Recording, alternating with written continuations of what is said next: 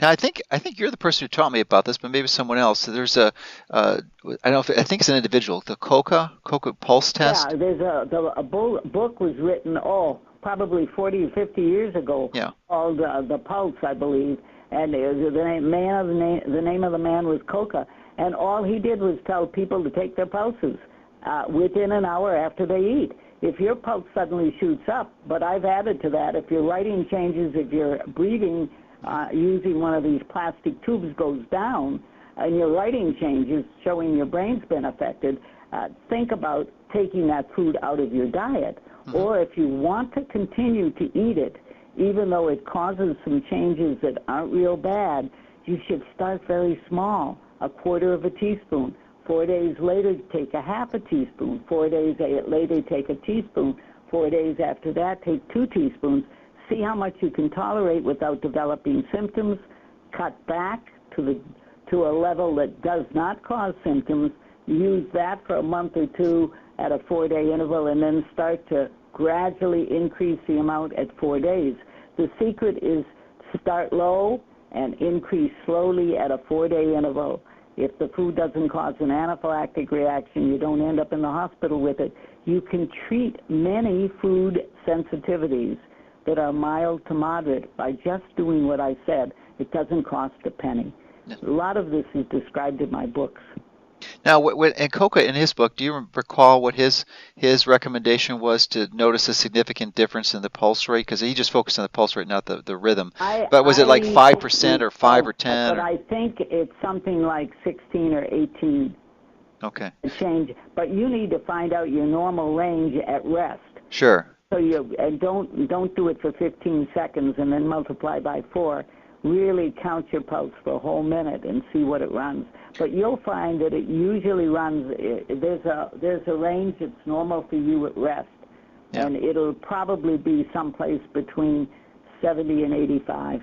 Yeah, and as I mentioned earlier, these heart rate monitors are incredibly precise and really take the hassle factor out of seeking to measure your pulse. And did I count correctly? Did I look at the clock? Did I miss a beat? So all those concerns are eliminated when you have the electronic technology. As long as the thing you're using is a pulse and a wrist, various things that you can use to Hmm. measure your pulse, as long as it's consistent, if you Yes. do it 3 times, you get about the same reading every time. You get Yeah.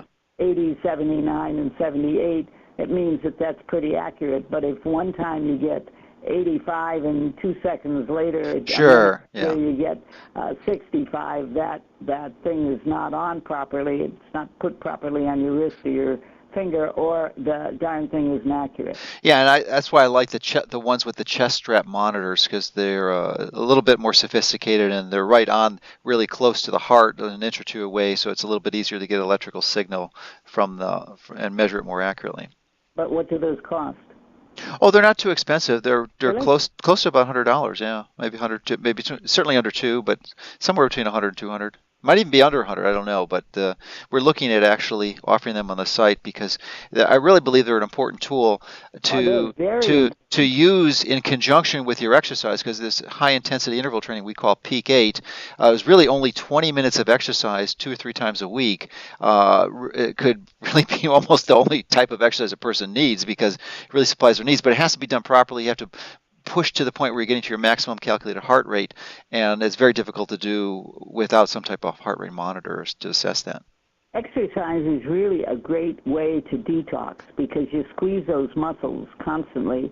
You get rid of the old material, you increase the circulation to that area, and the result in the long run is you're getting rid of chemicals, you're getting rid of bad things when you perspire and when you exercise. And it's like keeping your bowels moving and drinking enough water. All these things need to be added to everything else that you're doing to keep your body in top shape. It's the only body you've got in this lifetime. You better take good care of it Yeah, because when you get to be 70 years old, you don't want to be sitting in a wet diaper in a lineup in a hall in a wheelchair. that's We right. really need to keep the quality of our life good, And I must say, at 81, I'm still playing tennis and feeling great, but I think it's because I've taken good care of my body. Yeah. Although genetics, I'm sure, also affect. Well, you're a real testimony to what you can do if you really follow a program like this. But I'd like to touch on the detoxification because that's an area of confusion and really one that we haven't really focused a lot on our site, although we certainly recognize the importance of it. There's a lot of controversy in this. And earlier this year, I had encountered Dr. George Yu, who's out of Washington, D.C. He's a surgical oncologist, and actually had received a $8 million grant from the Department of Defense to evaluate detoxification protocols for 9/11 and Gulf War veterans. And the solution he came on was interesting. He was using the infrared sauna, but he had little tweaks on it, and that he would combine the exercise, have the person exercise aggressively beforehand, and then put them in a sauna for about an hour, and do that every day for a month. And then he also used a high-dose niacin as a form of lipolysis to help the niacin break out the toxins from the fat. And the reason for that is that there's about 100 times more toxins in the fat than there are in your blood. So that's why it's really important to make sure that you have an ideal body weight, and 2/3 of us, of course, are overweight. So, if we can get our body fat down, that'll just by itself, even without exercising. Well, of course, it's hard to get that without an exercise program, but just doing that will eliminate the toxins. So, I wonder if you have any experience or comments on the detoxification and those types of strategies. Well, I hadn't heard the niacin before, but that makes sense. If you take niacin, you're going to get very flushed and feel very hot, and you definitely will be excreting things at that point. I get in a sauna, the infrared sauna, at least every other day for a half hour, where the temperature is at least 120 degrees, and you perspire. You're covered with perspiration, and then you get out and immediately take a shower or a bath to clean all that toxic material off, and you should be using a towel while you do it. This is one way of getting rid of not only toxic metals, but all kinds of pollutants in your body. People who are heavily contaminated, they're actually walking toxic dump sites. The whole room will be permeated. The sauna will be permeated with a terrible smell, and sometimes sort of oil comes out of their skin, sebum, which is green or yellow or orange. And this may be old stuff from an anesthetic that you took 20 years ago. And remember that your brain is fat, and your brain and the chemicals tend to go to the fatty areas. So I think most of us have chemicals in our brain as well as our body. If you measure the breast fat, for example, of women who have cancer, you'll find that if they have a cancer, they have 6 or 8 times more chemicals in their breast fat than anybody else. So we have got to continually work on cleaning out our body and keeping everything good. You drink a lot of water, your kidneys are flushing things out. Your bowels move once a week, you got a leaky garbage can in your belly. You better get the garbage out. You've got to have bowel movements every single day. And if you don't, you're going to run into trouble. There's no doubt about it. It's a way of excreting a lot of waste. You should be taking glutathione, which grabs all those bad things in your body and enables the toxins to be excreted. You should be on high doses of vitamin C for all kinds of reasons, but that would help too. If you have constipation, raise your vitamin C. That will cause diarrhea and tell you when you're taking too much. You just cut back when you're taking too much. Exercise is very, very important. The saunas, they now have less expensive ones. You can get these wooden boxes like I have that cost about $3,000, but now they have newer ones where you just sort of, it's like a clam. You have a little shell and you get in this little box and your head is outside.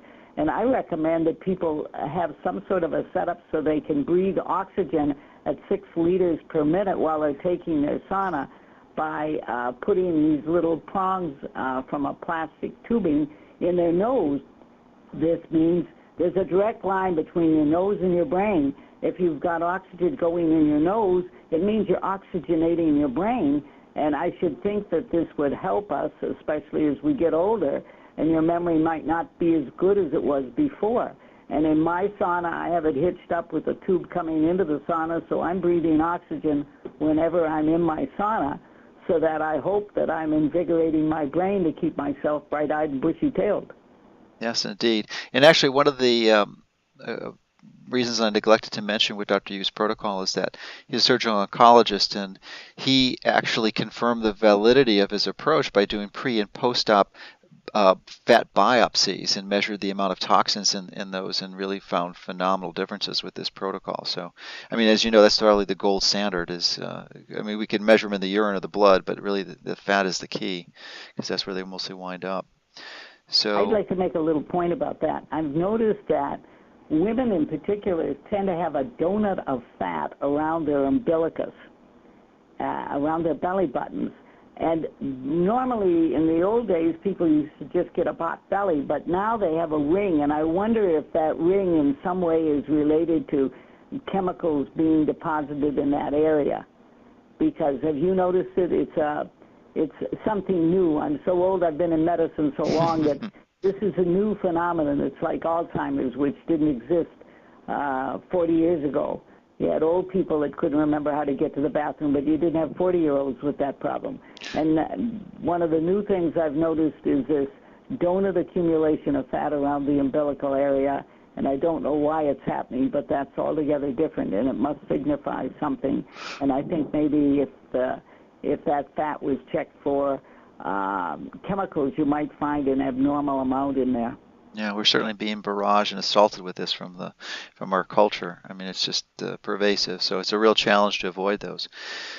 So now you've written a number of books that are out there, many of them classics. And how many books have you written? It's over 10, isn't it? Yes, yes. I have a lot of books, and they're all how-to, trying to help people figure out how do you know if this book will help, and what can you do about it, and how can you do it. And I really try to pride myself on what's fast, easy, inexpensive, effective, and safe. My latest book is called 32 Tips That Could Save Your Life. And in a nutshell, I tell you what in your house can cause cancer, diabetes, thyroid disease, and all kinds of regular illnesses like asthma and hay fever and things of that sort. And it's just all practical stuff. I tell you what's bad, such as a microwave, what's better, get yourself an electric toaster oven, and then I'll scare you by telling you all the bad things that a microwave can do. And if people pay attention to this, I think maybe we might be able to curb this terrible epidemic of, for example, cancer that we haven't had before, diabetes, thyroid disease, ADHD. We have to start to emphasize what's causing these terrible things and get rid of them. And that's what my books do. They try to tell you what's making you sick and sensible solutions to these kinds of problems. And until we start to emphasize prevention, we are going to continue to have these terrible illnesses. Every day I hear of somebody else that's a friend of mine that's developed cancer. And I say, please, Lord, start to wake them up. We can't breathe, eat, and drink. We have cancer-causing substances in the air, the food, the water, the homes, the schools, and the workplace. My book talks about every area of your house, what can cause cancer or terrible problems in that area. But we have to start to go on organic food and drink pure water and exercise and keep our bowels moving and get on the right nutrients. If we don't do this, we're going to get these terrible illnesses. Well, I couldn't agree more, and I really thank you for your commitment, your dedication, and really all you've done to help really enlighten us in this area and the books that you've written. And I strongly recommend, if someone is interested in this, to seek those resources out, because they're just a wealth of information that's really taking you decades of your life and experience to compile. So it's amazing what value a book has. I mean, people just tend to not necessarily appreciate what goes into that, writing a book, but it's usually thousands and thousands of hours, and in many cases decades of experience to summarize, really all of that into a few hundred pages. And it's really quite an extraordinary resource for many people.